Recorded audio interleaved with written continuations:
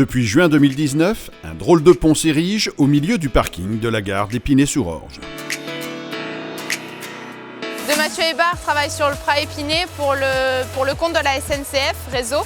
On fait l'ouvrage pour le projet du TTME, le tram-train Massy-Évry, le T12, qui en fait aura une portion train de Massy à Épinay-sur-Orge, donc là où on est actuellement aujourd'hui, puis d'Épinay-sur-Orge à Évry, ce sera une portion tram.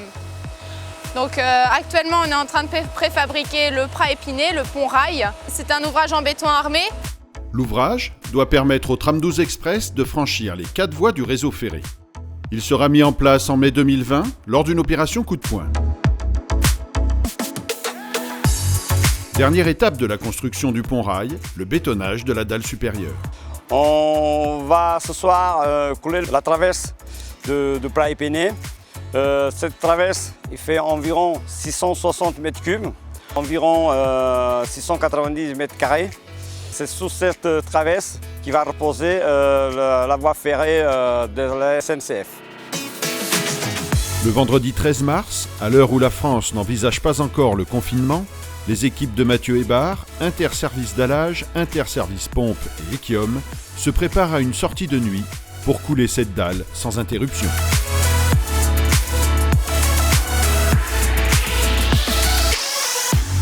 On a choisi la nuit parce que c'est plus facile pour la circulation. La première toupie elle est prévue à 20 h et on doit terminer environ 8 h du matin.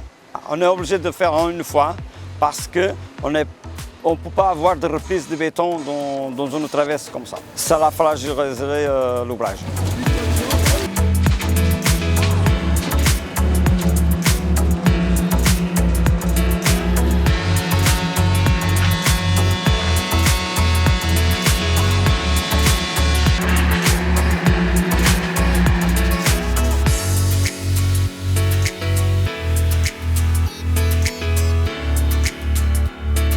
On a deux centrales, une centrale qui est située à Orly et une centrale à Marcoussis.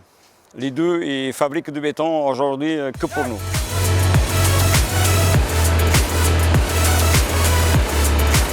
On est sur deux centrales en fait. Ici il y en a 7, il y a 7 camions qui tournent ce soir sur Vissou et 6 sur Marcoussis. Le boulot ça consiste à faire du bon béton pour le client. Donc à surveiller les consistances, les résistances, les valeurs wattmétriques pour avoir un bon béton pour le chantier, qui ne soit pas refusé, qu'il n'y ait pas de camion de refusé. Pour s'assurer de sa conformité par rapport aux exigences techniques demandées par la SNCF, le béton est testé 2 fois, à sa sortie de la centrale et à l'arrivée du camion sur le chantier.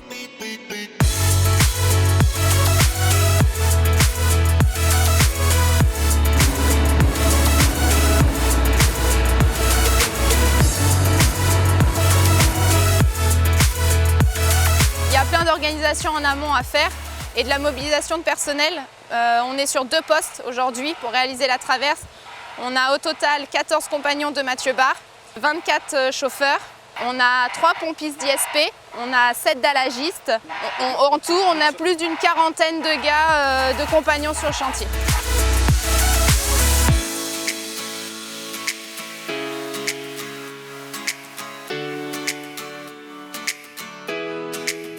En milieu de matinée, après plus de 12 heures de bétonnage sans interruption,